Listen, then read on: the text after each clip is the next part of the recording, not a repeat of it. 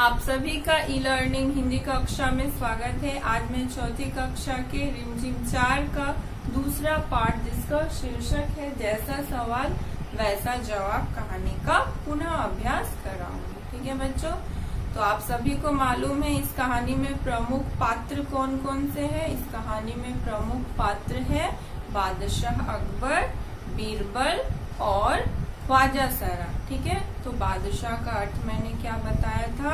बादशाह का अर्थ होता है राजा, यानी कि बादशाह अकबर हिंदुस्तान के राजा थे। उनके राज्य दरबार में बहुत सारे मंत्री रहते थे, जिनमें से बीरबल एक प्रमुख मंत्री था जो कि बहुत बुद्धिमान था, जिसकी बुद्धिमानी की आगे किसी की नहीं चलती थी, जिसके कारण अकबर के राज्य दरबार के दूसरे मंत्री बीरबल से जलते थे।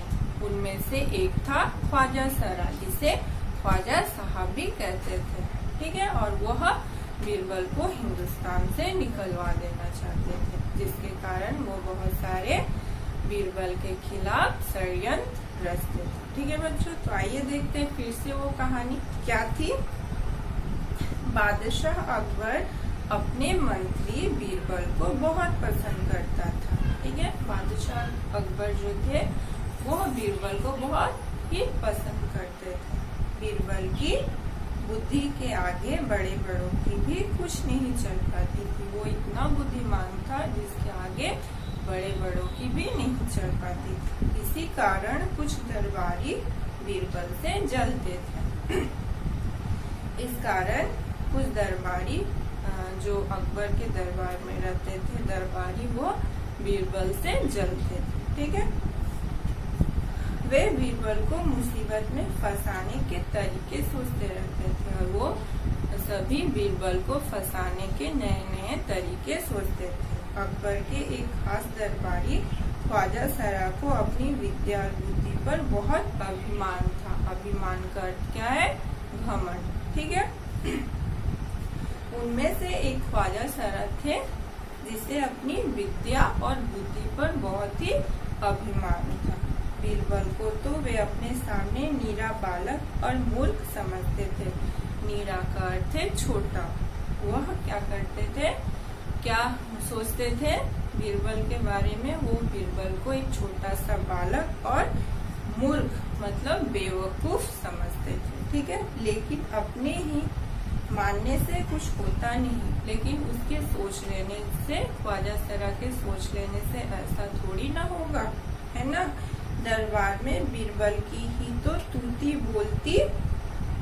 तूती का मतलब है उसकी बोलती कोई नहीं सुनता, मतलब कि जो ख्वाजा सरा थे दरबार में उसकी बोली कोई नहीं सुनता था। ठीक है, और ख्वाजा की बात ऐसी लगती जैसे नक्कार खाने में तूती की आवाज। ठीक है, इसका मतलब है कि उस जगह दरबार में अकबर के दरबार में उसकी बोली, उसकी बातों को कोई नहीं सुनता था। वहाँ के ना कोई मंत्री सुनते थे और ना ही राजा सुनते थे। ठीक है, ख्वाजा साहब की चलती तो वे बीरबल को हिंदुस्तान से निकलवा देते, लेकिन निकलवाते कैसे? अगर ख्वाजा सरा का बस चलता तो वो चाहते तो बीरबल को हिंदुस्तान से निकलवा देते, लेकिन ऐसा होता कैसे, है ना। एक दिन ख्वाजा ने बीरबल को मूर्ख साबित करने के लिए बहुत सोच विचार करके कुछ मुश्किल प्रश्न सोच लिए। उन्हें विश्वास था कि बादशाह के उन प्रश्नों को सुनकर बीरबल के छक्के छूट जाएंगे और वो लाख कोशिश करके भी संतोषजनक उत्तर नहीं दे पाएगा। ठीक है, फिर ख्वाजा सरा ने यह सोचा कि मैं कुछ ऐसे प्रश्न बनाऊंगा जिसका उत्तर बीरबल नहीं दे पाएगा और वह उसी समय सबके सामने मूर्ख साबित हो जाएगा। ठीक है, फिर बादशाह मान लेगा ख्वाजा सरा के आगे बीरबल कुछ नहीं है। उसके बाद उसने सोचा ऐसा करने से बादशाह अकबर यह मान लेंगे कि बीरबल को कुछ नहीं आता है। ठीक है, उसके बाद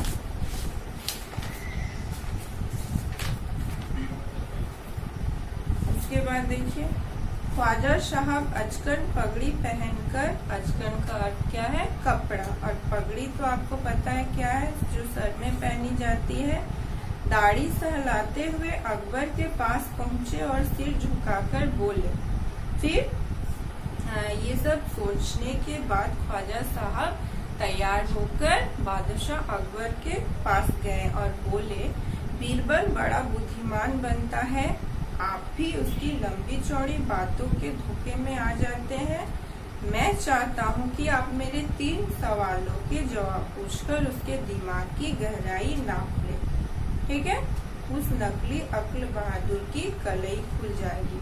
और वो तैयार होकर बादशाह अकबर के पास जाता है और बोलता है, आप तो बीरबल को बहुत बुद्धिमान समझते हो और उसकी बड़ी बड़ी बातों में आ जाते हो। ठीक है, मैं चाहता हूँ, यानी कि ख्वाजा सरा चाहते हैं कि वो 3 प्रश्न बीरबल से पूछे और बादशाह अकबर बीरबल से 3 प्रश्न पूछे और जिसे पूछकर बीरबल की दिमाग की गहराई, मतलब उसकी बुद्धिमानी का पता चल जाएगा। यह कौन बोलता है, यह ख्वाजा सरा बादशाह अकबर को बोलते। ठीक है, ख्वाजा के अनुरोध करने पर अकबर ने बीरबल को बुलाया और उनसे कहा, बीरबल परम ज्ञानी ख्वाजा साहब तुमसे 3 प्रश्न पूछना चाहते हैं, क्या तुम उनके उत्तर दे सकोगे? और बादशाह अकबर ये बात मान लेते हैं और वो बीरबल को बुलाते हैं और बोलते हैं कि तुम तो बहुत बुद्धिमान हो, क्या तुम ख्वाजा सरा के 3 प्रश्नों के उत्तर दोगे?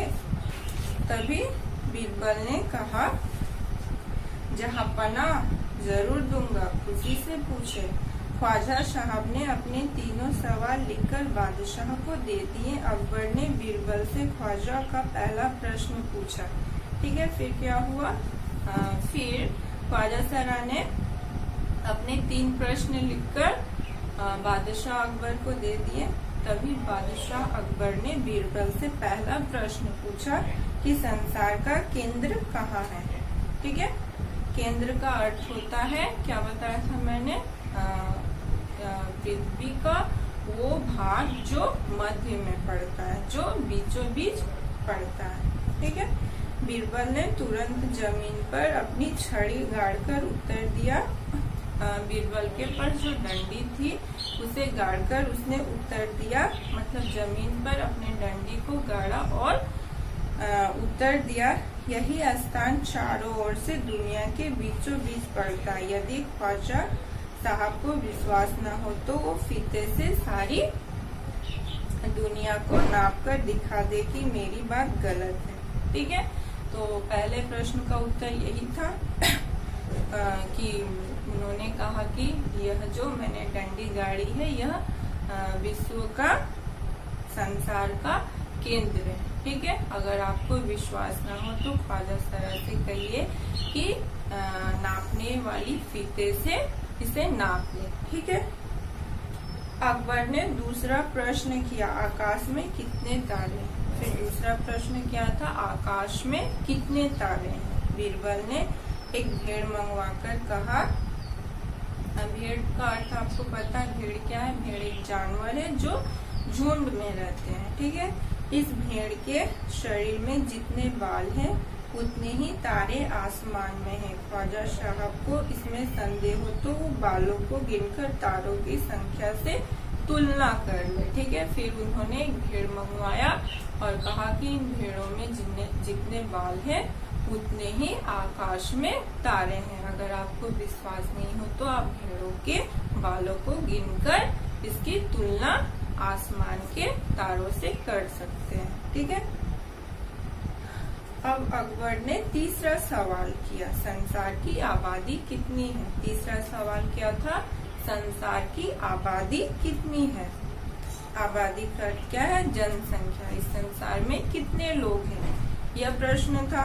बीरबल ने उत्तर दिया, जहांपना संसार की आबादी पल पल घटती बढ़ती रहती है, क्योंकि हर पल लोगों का मरना जीना लगा ही रहता है। इसलिए यदि सभी लोगों को एक जगह इकट्ठा किया जाए तभी उनको गिनकर ठीक ठीक संख्या बताई जा सकती है। ठीक है, तो उन्होंने कहा कि इस संसार में लोग जीते और मरते हैं, इस कारण जनसंख्या बढ़ती और घटती रहती है। अगर आप सबको एक जगह इकट्ठा कर सकेंगे तभी मैं गिनकर ठीक ठीक उत्तर बताऊंगा। ठीक है, बादशाह तो बीरबल के उत्तरों से संतुष्ट हो गए। ये तीनों प्रश्नों के उत्तर को सुनकर बादशाह अकबर क्या हो गए, संतुष्ट हो गए, मतलब खुश हो गए। ठीक है, उसके बाद ख्वाजा साहब नाक मुंह सिकोड़ कर बोले कि ऐसे गोलमोल जवाबों से काम नहीं चलेगा जनाब।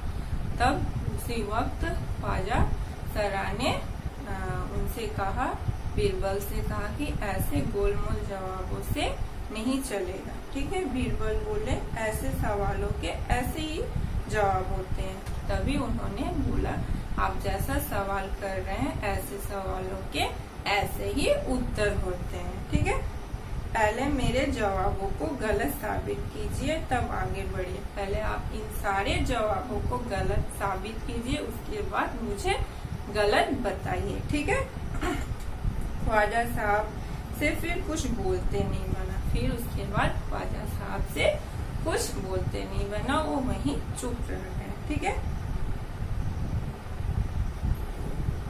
तो यह थी आपकी कहानी। मैं आशा रखती हूँ आपको पसंद आई है। तो बच्चों आज के लिए ही यहीं तक, तो धन्यवाद।